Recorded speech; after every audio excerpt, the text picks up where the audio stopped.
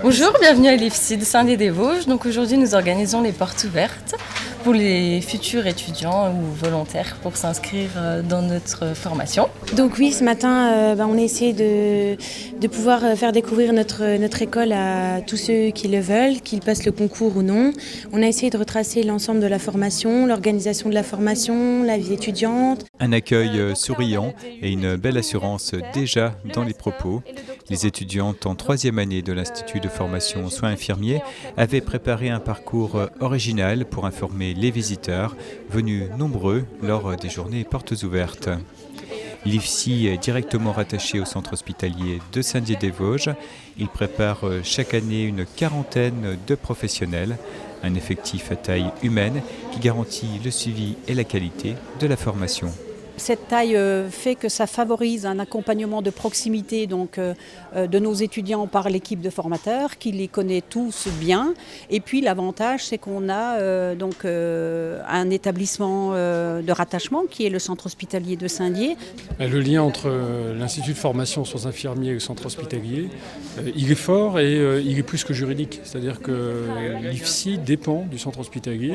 Madame Godel, qui est sa directrice, travaille en proximité avec moi, mais dans le même temps, c'est un institut un peu particulier. On ne fait pas du soin à l'Institut de formation en soins infirmiers.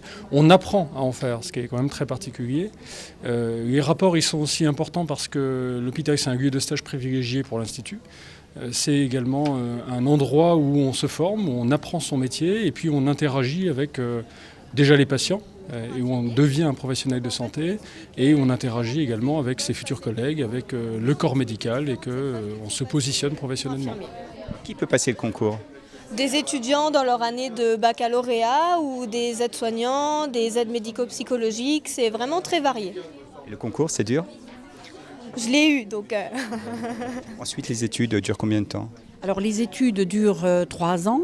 Depuis 2009, elles sont inscrites donc dans le système licence, master, doctorat, puisque à la fin de la formation, les étudiants ont non seulement un diplôme d'État, mais également un grade licence qui va leur permettre, puisque c'est nouveau pour l'instant, mais dans l'avenir, de pouvoir continuer dans des études supérieures en niveau master, en niveau doctorat. Moi, mon avis professionnel, je le vois en gériatrie aiguë d'abord, puis dans un temps où je serai plus à l'aise, ce serait en libéral.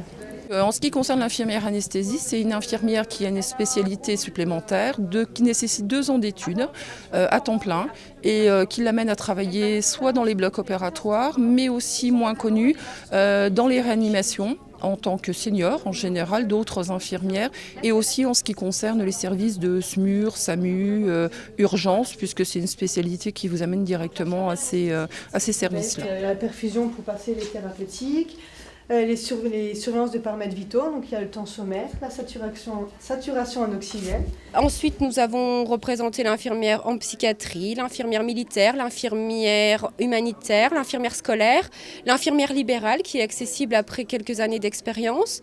On a aussi expliqué aux gens les différentes possibilités d'études qui sont envisageables de reprendre après le DE, donc tout ce qui est DU, master, doctorat.